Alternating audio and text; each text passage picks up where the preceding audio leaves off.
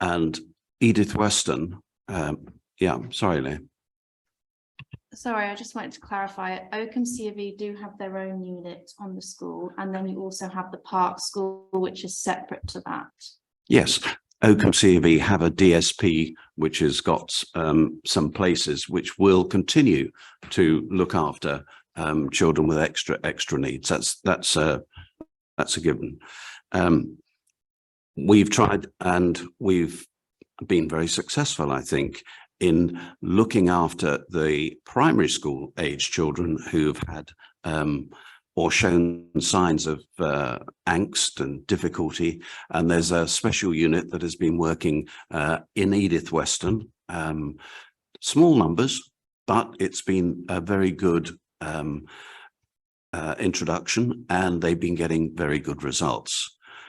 Moving on to the secondary side, and equally there is angst between those children who have problems with change and sometimes well, all sorts of things, and UCC, Uppingham County College, volunteered to do the same for those children. And so if ever you are in Uppingham and you want to, go and have a look at the work that we have done in that college, and it's really impressive. There's a little garden outside, which is a thing to calm the atmosphere. If you go into the bit which has been customized, I think you will see it's a very calming influence, and it allows specialist teachers to be able to just give the children a little more time in a more comfortable environment. But the aim in all these schools, in Edith Weston and in Uppingham, is to try and feed those children back into mainstream as soon as possible, because experts tell us that children will do far better in mainstream, where everyone can get on together, and that is what we're trying to do. So I think all those things, whilst it's early years, we're on a, I hate to use the word journey, but I think when we started with the UCC, we were looking at about 5 years or 6 years before we turned the corner and made it an efficient system. Well, I think we're well ahead of that curve already, and things are going really well. And all credit to Ben Solly, who's the headmaster at Uppingham, because I think he has shown, just like Steve Cox in the Parks, that extra bit of care, and despite a fire and things like that and the pandemic, he's done a cracking job at UCC. So put together those elements, the Parks, Edith Weston, UCC, and also think about the family hub. The family hub is this visionary center, if you like, which may not necessarily be a place. It's more of a virtual family hub, which knits together all the people involved, the families and things like that. Yes, we've got the children's centre, which is a really important area for mums to get together with other people to discuss their problems and things like that. But the family hub, and we've got an expert who's been paid for from beyond council measures to come in and give us a year to get that family hub concept going. And I think that will work really well to knit all those things together.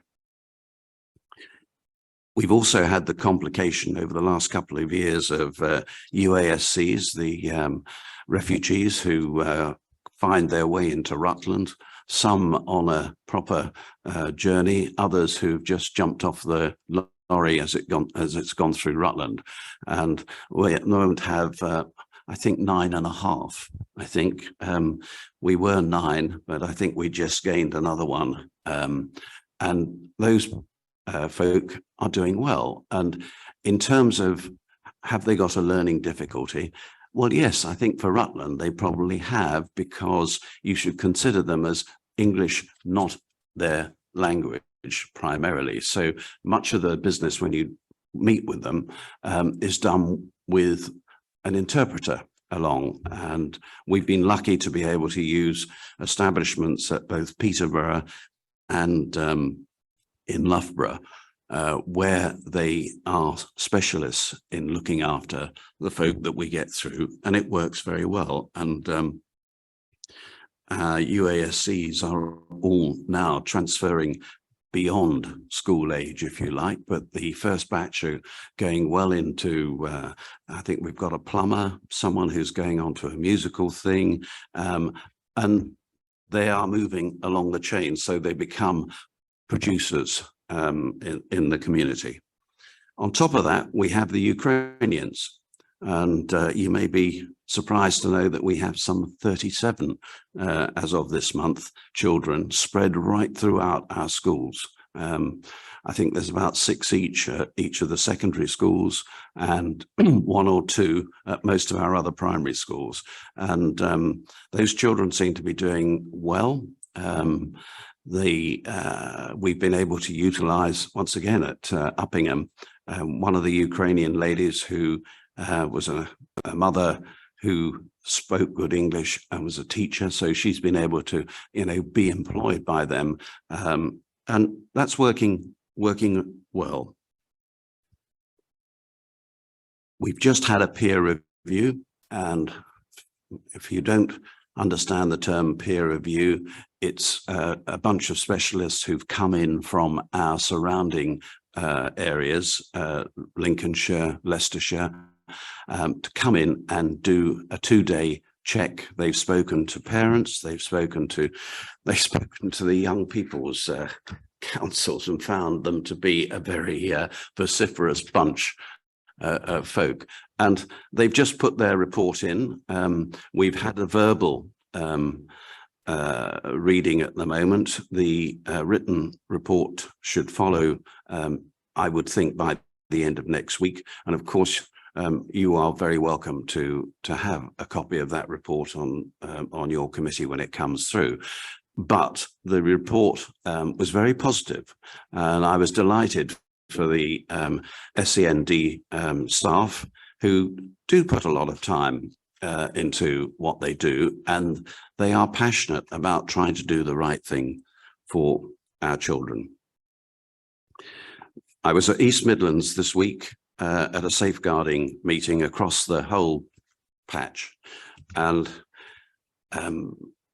everyone has got the same problems that we have, but in many ways we are blessed that we are a small county, so our problems tend to be less than some of our, like Leicester City and Leicester County. They have lots and lots of problems, but the basic, I guess we're smaller, and so we've got smaller staff numbers, and so if there's someone sick or something like that, it is really quite difficult. And the problem that everyone is having at the moment is churn.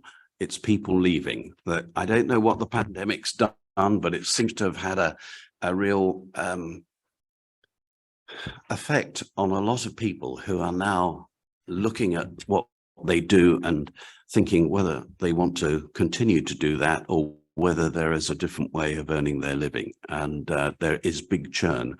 And as Paul will know, because he sits in on a lot of our improvement boards, we've been taking 1 step forward, 1 step back, 1 step forward, 1 step back, as managers in important positions, have left or moved on.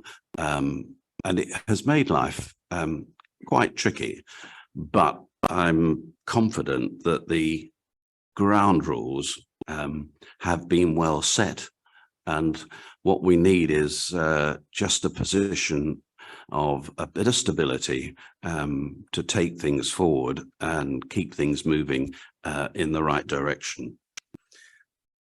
There will always be problems, you know, and there will always be parents who feel that they're not getting the right result for their child. And I guess if I was a parent in their position, I would want to try and get the best for my child. And sometimes the professional advice and everything is done. Sorry, Leah. Can I just raise a point of order? Parents aren't trying to get the best, they're trying to get what their children need. Well, I'm quite, Sorry, are you speaking as a counsellor or as a parent? Both. Legally, parents can't argue for what is best for their children. They can only argue in law for what their children need in terms of SEND provision. I'm quite prepared to accept that. I'm talking off the cuff to you, so my English may falter occasionally, but you know, I would expect if any of my grandsons or my children were there, I'd want the best, what they needed to go through. And sometimes that opinion will change between experts and things, and it's way beyond my pay grade or expertise to be able to comment on that. That's what the staffs are there for, to get in there and really find out what's going on. But for every parent that has a problem, there are also many who are quite happy. As the peer review found, there is a swell of opinion that yes, things may not have always have been rosy, but things are moving in the right direction, and there is a very positive outcome. I know from my telephone calls from some parents that doesn't always apply, and I can get yanked out at all times by people. But our job is to try and make sure that all our children in Rutland get the opportunity to do the best they can.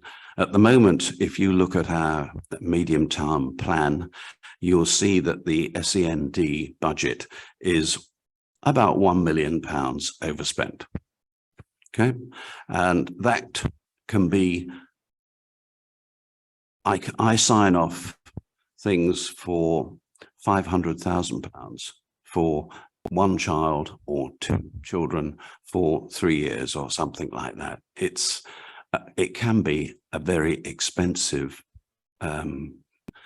area to work in, and that's why we are trying to spread our expertise through all parts of our county and to all our schools to try and be inclusive and be able to deal with our children who have problems organically, rather than send them out of county to very expensive schools. I'll finish on two things. One, contact numbers. Now, my good friend over on the left-hand side there rang me when I was just about to go into when I was in the barbers with three of my grandsons. Two of them were in the seat at the time, and he said, I'm having difficulty getting hold of someone. And I managed to have, I got things going quite quickly because I actually had that number on my mobile phone. But I've asked our team, you saw my email today, just to make sure that the signposting and the language that's written on all the things, you made the good point, Leah, about language. I think it was you who made that. It should be easy to understand, short, sharp, to the point. And if you've got an emergency at home, what you want is a telephone number which jumps out at you so you know who to get over. I have to say that once I directed Councillor Ainsley to that telephone number, the response that he got was pretty damn good and comprehensive from our person who was operating there. Dave, before you continue, can I add a little flesh to those bones, if Yeah. I may? And what happened was I had a phone call from a very, very distressed parent at 4:30 about 3 weeks ago. And I went to use the service request numbers that are in the sheet that's handed to all councillors. And without putting too fine a point on it, they were as much use as a chocolate fireguard, and that I couldn't get hold of anybody. Indeed, when I went through to the out-of-hours service, they didn't have any data from Rutland. They didn't know anything about us, and suggested I get the police to go around and do a safety check on the individuals concerned, which I thought could only exacerbate the situation. So I was able to get hold of, and I thank you, David, for all the help you offered, Councillor Wilby, and he came quickly back with an alternative number, and we did get a response. And it was well handled. Indeed, they went round to the property concerned. My point is that I would like to add, in addition to what you have said, it's been 3 weeks. I've been champing away at a bit to try and get a new service request, contact numbers issued, and it hasn't happened. And I think I'd like to make a very strong recommendation that the new service request numbers are indeed issued to all councillors as quickly as possible. Thank you.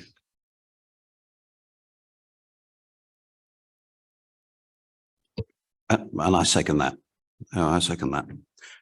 So just to close from my long soliloquy to you,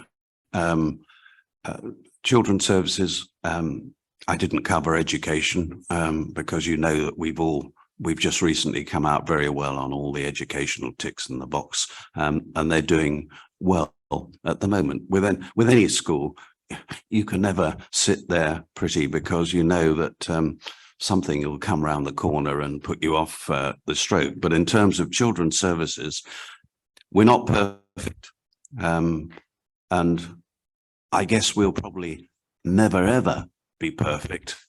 But I would like to assure you that all the staff do their very best and strive to do the very best for their children and for the parents and for everyone involved. And we have had to go through a fairly, not tortuous, but a rigorous look at the way in which stuff was done. I don't think there was a problem ever with our staff understanding the problems and knowing the people and knowing the backstories of each of the people in their charge. But there was a problem with the audit trail and the way some of that information was written down. And of course, when you get someone like Ofsted coming in through your door, that's the first thing that they spot. And so when we were Ofsteded, just before I took over, I hasten to say, things, we didn't get a brilliant Ofsted, but let's say I'm hopeful that the next one is a good one.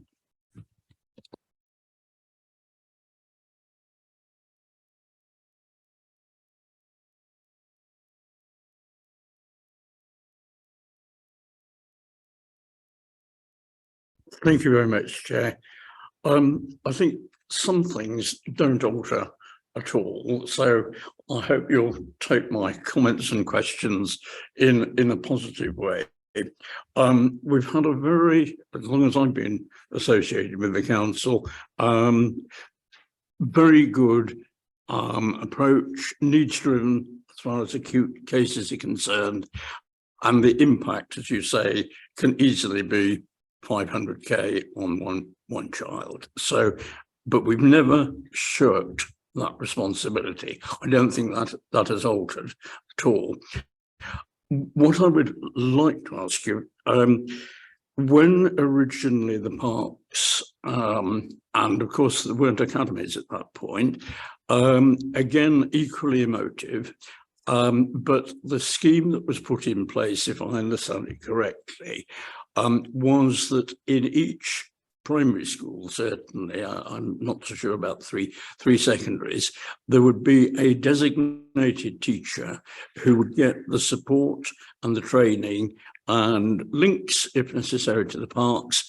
Again, I don't want certainly to talk about acute and less acute cases, because every child is equally important. But if I could just use that shorthand for acute, and again, your point that you made, that then as now, mainstream education and integration is the aim for most, though not all of them.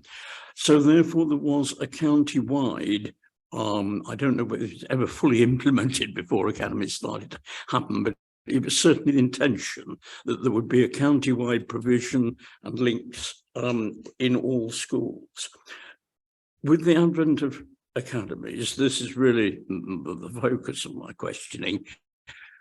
Is there not a real challenge there when academies are setting their own budgets, their own admission, etc., etc., all the things, in other words, they're far more independent bodies? Is that not a greater challenge to give a universally equitable provision across the county? And that was really what I was wanting to tease out. Thank you. Good question, well set. Each of the schools does have a SENCO, who is the specialist in that school to go to for any of those sort of problems. But like everything else, and the SENCOs meet regularly, that's part of our job as a local authority, to make sure that we keep a good handle on what's going on, and all the other things that we have, like the Children's Safeguarding Partnership, the everything else, work together to try and make sure, all those things are done. In terms of whether an academy,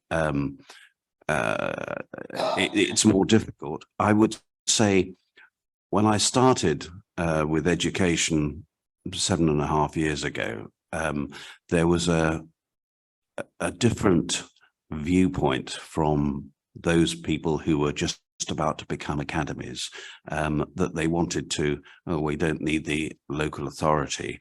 But I've seen it change over the time that I've been there, because there are many things that the local authority can still do to help all the schools.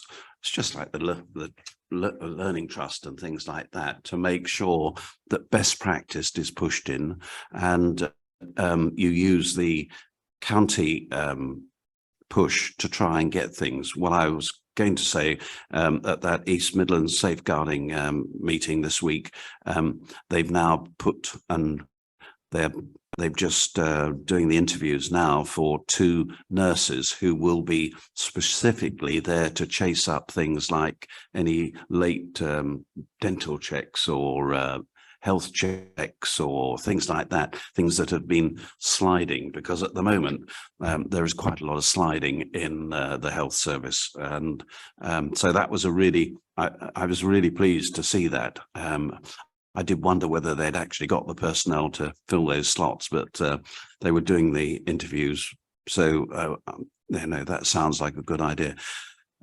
So I don't know whether that answers your question, but I think what I'm saying is that there is a good SENCO circle of expertise around, and they talk to each other to try and make sure that the right things are done throughout. Through you, Chair. Thank you very much for that.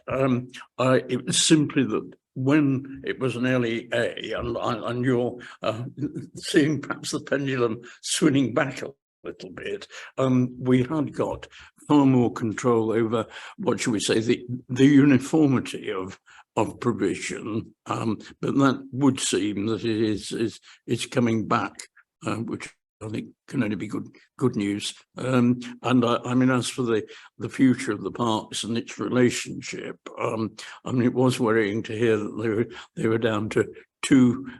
Well, I suppose in one way, a very good thing that they've succeeded. But On the other hand, the provision, and I think it's a tricky balancing act. Yes, thank you.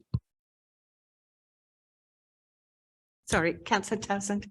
It was just points on clarity. So I didn't think that Edith Weston was a unit. I thought it offered a nurture hub. And that UCC, Community College, they also technically aren't a unit. They offer enhanced resource provision and something called Mainstream Plus, which means they're not a unit. And I also thought it'd be interesting for members to know that legally units, designated specialist provisions, are considered mainstream provision. I just leave it there. Thank you. You are, of course, completely correct in that. And there is I suppose it's to put it simply, the parks is a unit within a school and is a specialist provision. And there isn't any expectation of the children in the parks going into Oakham C of E for part of their learning, is there? And I suspect that what you're getting at, and you can correct me if I'm wrong, is that we don't have units that are discrete for children with SEND.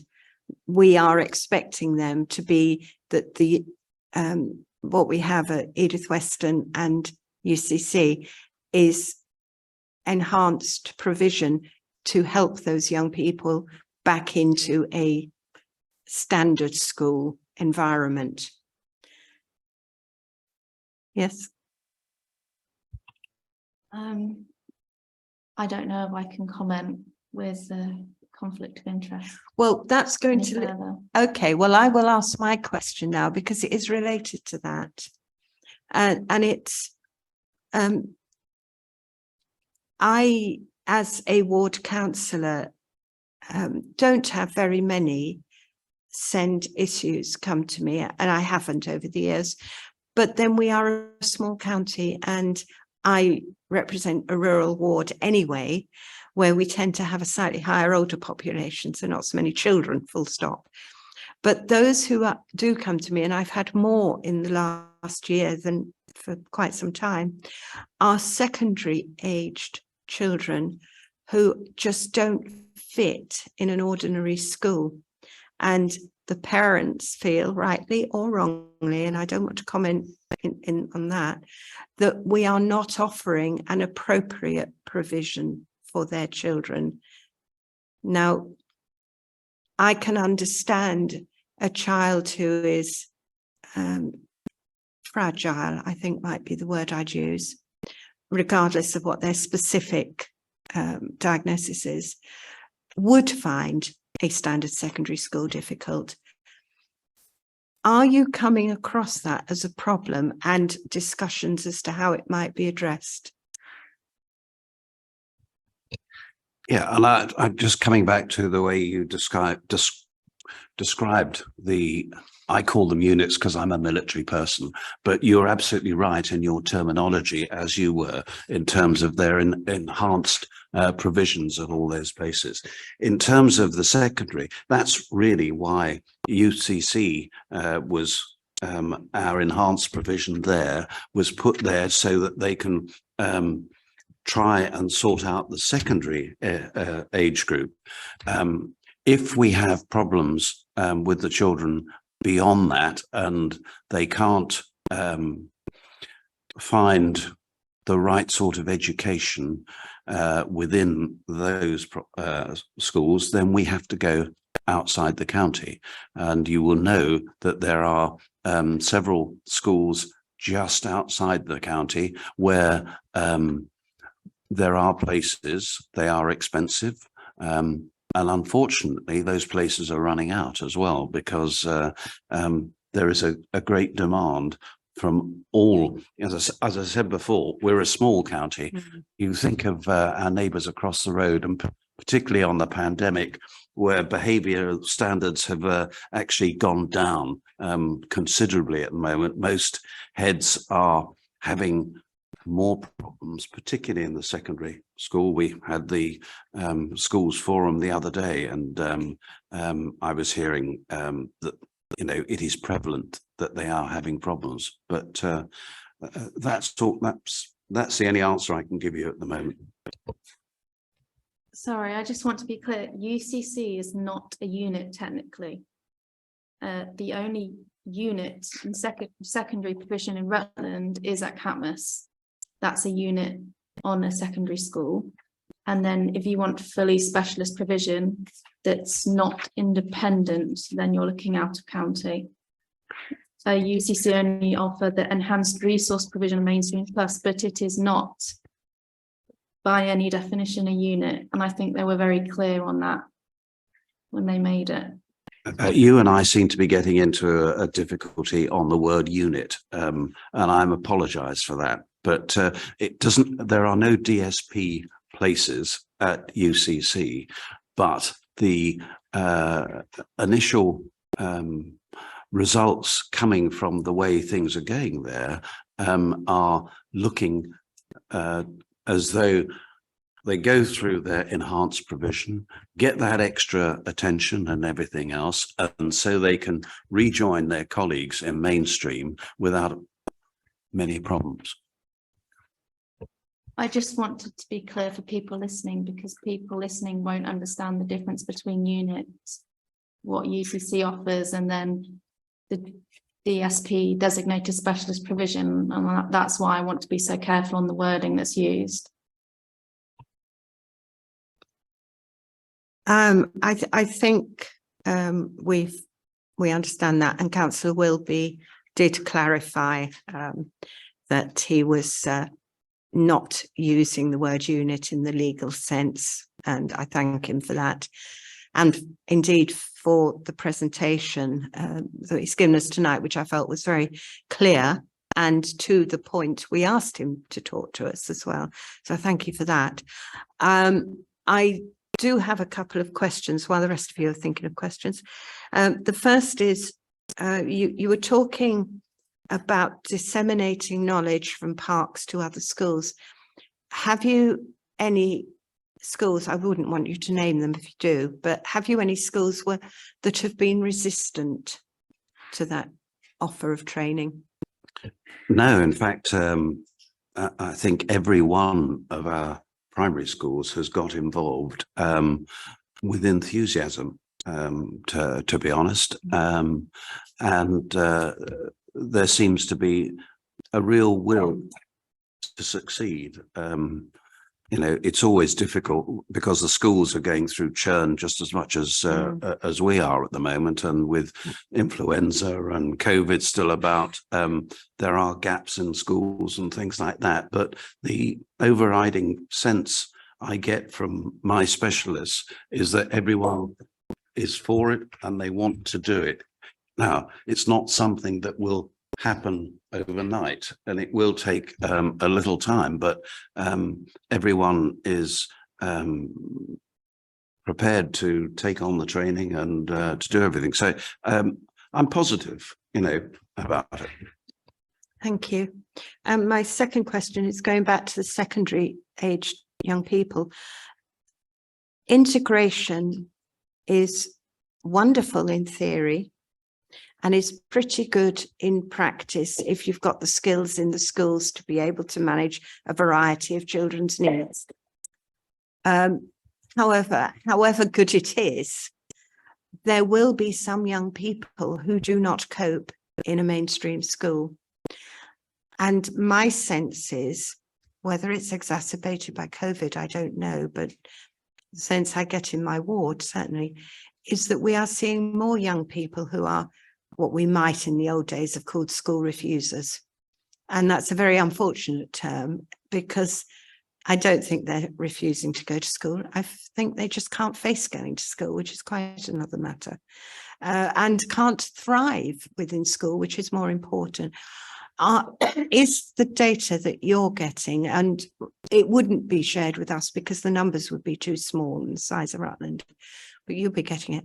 Is it indicating to you that we do have more children who are not attending full time in school. No, I think we've been, I think that's part and parcel of our good educational results across the board over the last exam period and things like that. The attendance rate at all our schools has been good. No, I don't mean the actual official attendance rate, because if you've got a child who is on a school roll, who will be getting, who is recognised as struggling, and they are staying at home and we are providing tuition to them, they don't count as a poor attendee, they count as being on roll. So they might not actually be in school, but they're not counted as an absence. And I was meaning that category. So we're providing tuition, albeit supported by the school, which it will be, of course, that category of youngster.